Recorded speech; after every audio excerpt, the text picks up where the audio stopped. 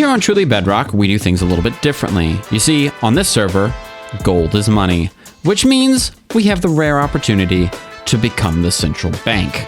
And that's where things are probably going to go wrong, because on this episode of Truly Bedrock, instead of mining, I'm building farms. Infinite iron, infinite gold, infinite currency. What used to be valuable is now free. And here on Truly Bedrock, we're going to make the entire market collapse overnight. We're not just farming, we're waging economic warfare. Hello, beautiful pixels. My name is Alaydriem, and welcome back to Truly Bedrock Season 7, where today is all about making sure that we have some cold, hard cash in the form of the world's best currency, gold. And if we can swing it, maybe a little bit of iron too. So today, we're going to walk through the quick and dirty way. I'm going to be building a gold farm here on the server. And if we can do it correctly, placing an iron farm super duper high in the sky. Now, we're going to start off with probably the world's wonkiest design for a gold farm. Let me walk you through what the general plan is right here. We're going to have this gold farm at ground level instead of over the water like we did last season. I'm going to have basically 8 portals that are going to be floating here. And then we're going to have these offset just a little bit so that we can kind of have things go in a big brown flowing circle of water. Down here, we'll drop all of the mobs down into a trident kill chamber. And then from there, we'll figure out how we're going to get all of the materials and XP to kind of just float up into the heavens where we'll be standing, where we'll be able to AFK both here at the gold farm and at an iron farm at the exact time in order to maximize the drop rates of both. So this is going to be a little bit different because absolutely nothing's going to be symmetrical, and we're going to do it in a way that I have never done before, and that way is wildly guessing at the mechanics of Minecraft and hoping for the best. Now, the core mechanics of the gold farm are pretty consistent throughout this game. All you need to do is build yourself the world's biggest portal. I usually stick with 19 by 19 just so that I don't mess up. I believe the portals can be 20 by 20, but you know, who has time to guess with these sort of things when you can just be one under and the rates don't really affect anything whatsoever. So what I'm going to go ahead and do is I'm going to build up all 8 of these portals here. I'm going to try to get them exactly 19 by 19. Gonna have to figure out kind of what the math looks like for that. Then we're just going to build up, light them up at the top with some of that glowstone we've gotten from our witch farm, and then make sure that the tops of the portals are covered with probably a moss carpet in order to keep them super duper spawn safe. Because remember, we are going to be putting a iron farm right above this, and we want to make sure that our iron golems do not spawn in the gold farm. Of course, once we have the portals established, we need a way in order to consistently light them. And fortunately, on Minecraft Bedrock Edition, this is very, very simple, especially since we have fire tick enabled. With fire tick enabled, we can go ahead and drop a dispenser here and here, fill both of those up with snow buckets, and then create the world's wonkiest fire tick simulator, which more or less consists of us adding in a whole bunch of observers. I normally do 1, 2, 3, 4, 5, 6, and then a bunch of trapdoors, basically. So we're basically gonna have the observers go off constantly, as I have here. We'll have a little piston underneath that. I think I showed that maybe just a little bit earlier. You might have caught that. There's a piston underneath here. And then we're just going to retract this block right there, that observer, and then that will shut our mechanic down so we don't have any excessive redstone ticking. Now, the big secret to this is to use trapdoors. If you have fire spread enabled here on a server, you can place down trapdoors, line the sides of these and the tops of these with stone, and the material that we're going to place in here will actually cause the trapdoors to catch fire. But because trapdoors can't burn, they will just spread the fire tick effect to the portal extension, which in turn means our portals snap right on. Now, you may be wondering, well, what are we going to do in order to cause these portals to tick on and off? Well, the solution for that is nothing more than our second favorite block in the game, which is actually our 15th favorite block, and that is snow. Grab a little snow here in a bucket, but make sure it's the right one, because regular snow don't work. You have to go get powdered snow. So this whole exercise has been kind of pointless. We're going to place them in those dispensers, and then we're going to throw a clock on everything, which will cause the dispensers to constantly tick. That will cause snow to be ejected from the dispensers, blocking the portal frame, shutting down the portal, and then lava will turn the frame on again. Because mobs in Bedrock for nether portals operate on the portal opening or the portal just being there, we can just turn these portals on and off forever and ever and ever and generate more mobs that we know what to do with. Now, I promise I will go get that powdered snow, but for the time being, I am going to light the tops of these portal frames up and then make them spawn-proof, because the last thing that I want happening over here is a whole bunch of creatures or zombies fall into our farm and making a muck of things, because nothing says happy days like a creeper falling into your farm, blowing things up, and ruining all of your redstone that powers this monstrosity. So we want to be super-duper safe, and also make sure that we prevent iron golems from spawning down here, which when we place our iron farm is going to be very, very, very important. And if you've seen Moss Logic's video, I would really like to use the mechanic where we have snow golems and just have the guys aggroed against snow golems. However, that has a slight problem for me, and that problem is me being a doofus with half a brain cell. You see, the biome we're in actually affects that quite a lot. So if we want to use snow golems, we have to make sure that they're not in a biome where they melt right away. You know, a biome not like a savanna or a desert, which we're in. And as you can see here, there literally isn't anything that you can do to prevent these guys from melting. You could put them in a box of ice and keep them super chilly and cold, but it doesn't matter because it's simply too hot outside to survive. Which means we need a better mechanic, and that is just making a simple clock and using water streams to flush these guys into a super duper channel of death. Now, I have been working over here, and I believe I have created the ultimate system that will power absolutely everything, and that is putting in just the world's dumbest redstone clock right here. Yeah, it is really this simple. You just have a clock infinitely repeating, flush these guys down, bada bing, bada boom. Bob's your uncle, Fanny's your aunt. You got yourself a working system. But like all great systems, this comes with a little bit of a flaw. So I don't know. I was kind of hoping that I would have like actually a little bit of like tick, tick, tick, tick, rather than it all go together at the same time. Oh, that's a bad thing to happen. All right, so, oh no. Oh, ow. Oh my goodness. So if you've ever wondered what losing 8,500 levels looks like, well, that's it right there. And a little bit of pro advice for you. If you're going to build a gold farm that has a bunch of piglins on it that are just the ugly kind, don't hit them in the face because it makes them all angry at you. Obviously, that's the entire mechanic of this farm, but you don't want to do it while they're all walking around. You want to do it while, I don't know, they can't hit you and cause you to lose all of your items and all of your stuff. Because boy, oh boy, trying to hunt down a fully decked out piglin like this, yikes, not fun at all. Not fun at all. So I guess it's fair. They are zombies, so maybe, you know, kind of maybe to be expected. Anyway, once I have that in place, the next objective here is kind of figure out how we're going to get items, well, how we're going to get the mobs down here to be harvested by our trident killers, and then how to figure out how to get the items to flow up. So what I've designed is the world's most complicated maze system, and I say that because I need to build the farm while I'm in the maze and simultaneously make sure I have the ability to get out of the maze without wrecking the farm. So the general idea here is I'm going to have water flow down from where these guys come out of these ice chutes here. We're going to have a little spot down here where they cannot pass through.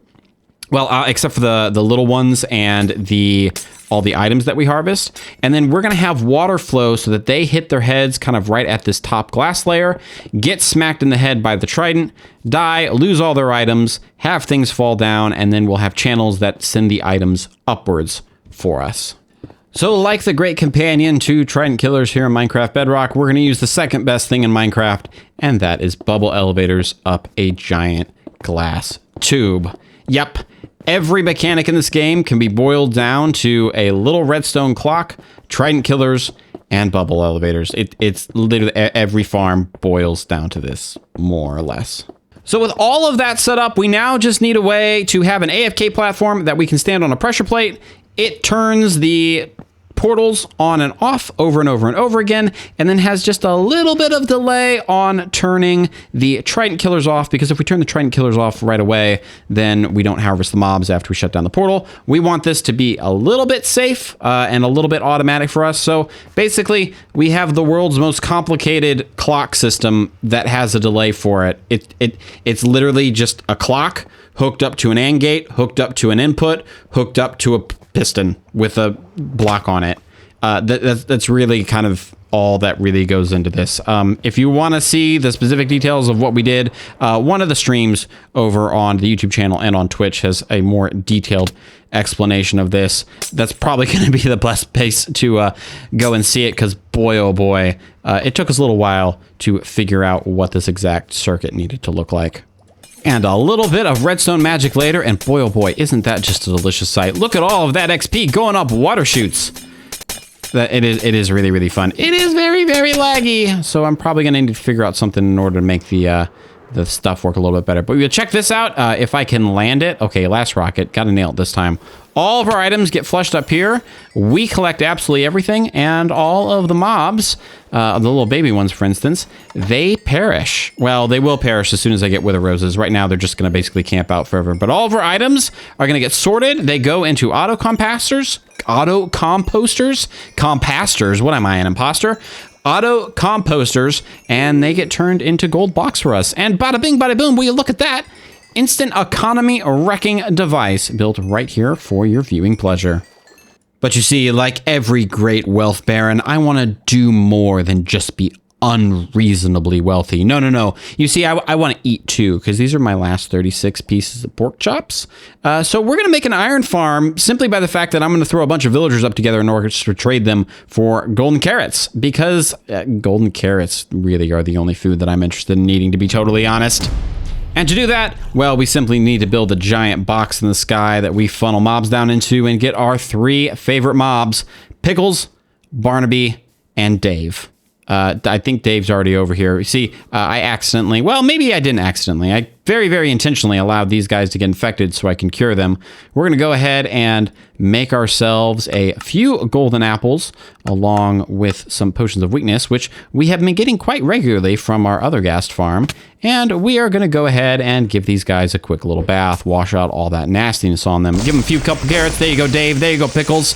And with that in place, we will then be able to, once they're cured, lift them high into the heavens onto the platform that we have created for them. Ow, keep your hands to yourself, Pickles. That's not nice.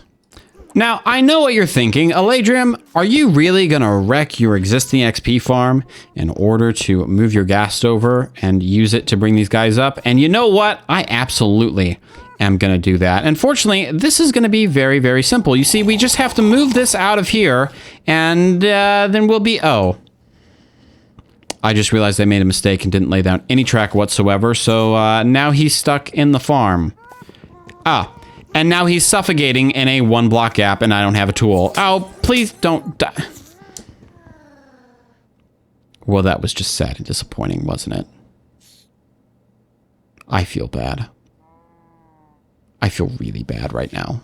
But I don't feel nearly as bad as the person who invented the mechanic in order to lead mobs to a ghast, because oh my golly goodness, this is borderline impossible if you don't understand it. We spent a very, very long time on stream trying to figure this out. Mainly me just like not understanding the basic mechanics of it. I had to make a new friend here. So the general gist of the idea is that you want the ghast to stay still so you can attach things to it. Then you want to lead the thing you want to attach to it, wait for the ghast to come down, and then shift click, and bada bing, bada boom. You now have yourself a guy in a hot air balloon.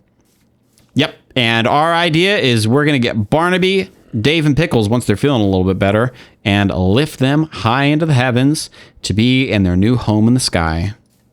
And having never done this before, I thought it would be like super duper simple, but no, it turns into absolute pandemonium instantaneously because these ghast will not stay still. And then all of your passengers kind of go flying. Now, the good thing is they don't like go flying like everywhere, but they go flying everywhere but where you need them. Come back. He's just gone. He's just gone. This is what working with ghast is like. It needs to be a little bit better, to be totally honest, because this is, to me, not a workable solution if you're doing this by yourself. You really need friends in order to make this super duper viable, and well, I guess friends would actually solve a whole lot of the problem. I should get a couple of those. So anyway, a whole bunch of bread harvesting later and a whole bunch of wrangling all these villagers later, we have ourselves a working iron farm. Bada bing, bada boom. It's wonderful. It's absolutely wonderful. All of the blocks are actually linked too, except for this guy who's linked to some other block. Don't worry, we'll fix that later. The iron golems will spawn as soon as we make a whole bunch of babies. Dave, thanks for being a great guy. We probably put a roof over your head so you don't turn into a witch, huh? Ah, no, it's fine. We won't worry about that. That won't come back to haunt us in any way whatsoever. Will it? Players, I've determined that the best way to make friends is to allow them to kill you over and over and again. So we're going to come over here to PhantomLimb's beautiful little cottage over here, sneak down into his fight club arena that we're definitely not supposed to talk about, and let a bunch of friends kill us over and over again in his fight club arena. Now, to be perfectly clear, I am not a PvP person, so like any illusions of me winning this are just completely out of the window. It's just not going to happen because I'm terrible at the fight mechanic at this game, and I will probably lose because everyone probably thinks that I'm better than I am and will probably instantly gang up on me. But, you know, we'll see how it works. In this dispenser of doom is everyone's name. We will fight 1v1, tournament style, best of 3, wooden swords only. No food, no armor. Do we agree to the conditions? Alaydriem, there is a creeper behind you. Alaydriem, there's a creeper. There's a creeper. No fair, no fair. He's fine. The creeper's name can go into the dispenser as well. Question. Well, it kind of He looks ran like away. lost. He ran back into the... Creepers are afraid of me. I have. Now, there were a ton of fights in all of this, and, well, I did bring the creeper with me. If you want to see the rest of those, you'll need to check out the other viewers' channels. So, let's get into my spectacular fights. Is JC. Hey, Alaydriem has a potion on him. I don't have a sword. Did you just throw that at me? You did not. And one of the fighters gives JC a sword. Oh, yeah, sorry. Yeah, I got lots of swords. Oh, I gave him. Make cat go. I got one. There's one there, and one there, and one there. There's lots of swords. Hey, carrots go. Oh, I probably have them here. I'll bring them Thanks. to you. I'm wary because I think that Alaydriem's going to be very catty, but I've got my purple spandex on and I'm ready. Woo! Because you're going down on this Sunday, the 7th of September. There you go. The cardigan's red because it's bloodstained with my enemies and potentially mine. Ding your bells when you're ready. I'm ready. Ding. Ding. Fight! Dun dun dun dun dun dun dun dun. We'll get the first dun blood in dun this dun match. dun dun Lady dun Swings dun misses. dun JCB. dun Hits dun First dun dun dun. Oh, Oh, there's a critical hit. dun dun Hey, drink dun all dun that. dun dun dun dun dun dun. There you go. No, Nice. oh, no, Oh. man, I'm just warming up. I was That's just 4 stretching. shivers on her. Yep. it's a huge surprise as a spectator. You don't have any idea like where anybody's progress is. No, you don't. He swung so hard he broke the arena as well. I don't know where did it go? I don't have the other part. Oh, there you go. Please, can I have Yeah. can I have my swords back? Thanks. Round It's like- 1 goes to Alaydriem. I have more than one. Here, hold on. I'm still regenning.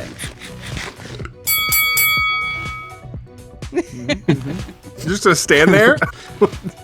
Mocking, taunting. Oh. Circle. Oh, nearly knocked her out of the room. Come on, JC, you can pull this back. You got this. Hit it back! Please kill him once. Oh, we were all rooting for JC. Oh, Wow. No love. But as you might imagine, one victory doesn't really mean a lot when you're pitted up against someone who actually knows how to PvP in this game. Alaydriem versus Jacey. Phantom. Hey! Phantom. Go. Can This is going to be interesting because we've Don't touch never me. seen Phantom fight. This is true. Oh my gosh. Hey, it's the fancy builder versus the fancy builder. Fancy build off. I've fought Phantom lots of times in this game. Fancy versus fantasy. Love it. Yeah. Cozy versus collateral. Are you ready?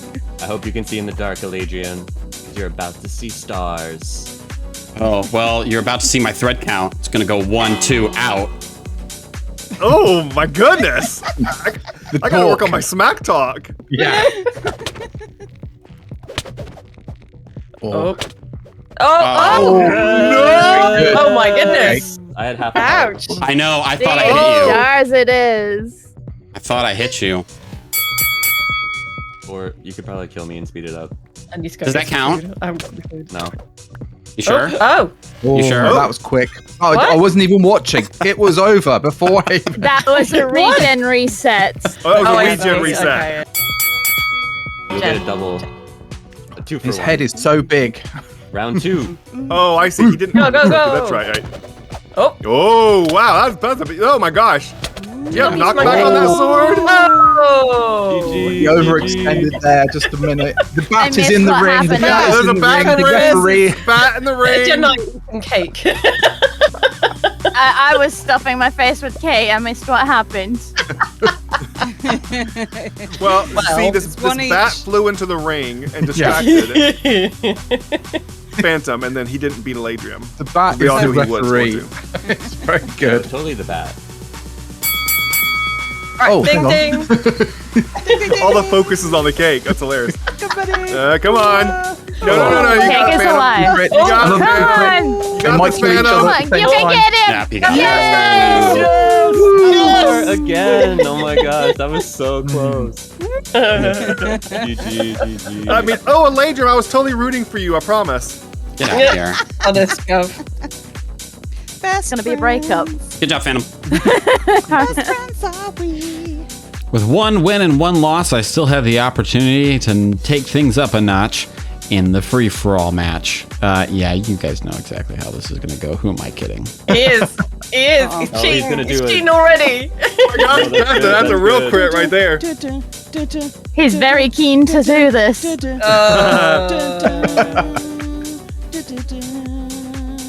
Does anyone have any final words? Any final words? You're going down. Cut down! Don't stab me in the back. Take These Phantom robes out are first. expensive. Okay. You- Aim for the head. If I Not go the beard. down, I'm taking you with Ready, me! go, go, go. Hey! Ah, cookie! I completely failed to hit you then. Oh, Ow. no. Yeah, I'm going to be honest. I don't know what the strategy there other than, not die was, and I didn't really succeed at that. So maybe I should stick to my day job at making lots and lots of money and maybe stay out of getting punched in the face of the business. But as always, beautiful Pixels, thanks so much for watching. I hope you've enjoyed this wacky, zany episode. I look forward to seeing you in the next one. Let me know if you have any ideas for what we should be working on next. We got plenty of farms we still need to build, along with plenty of beautiful structures that I have planned. So make sure you hit the like and subscribe button, and I look forward to seeing you in the next episode. Goodbye.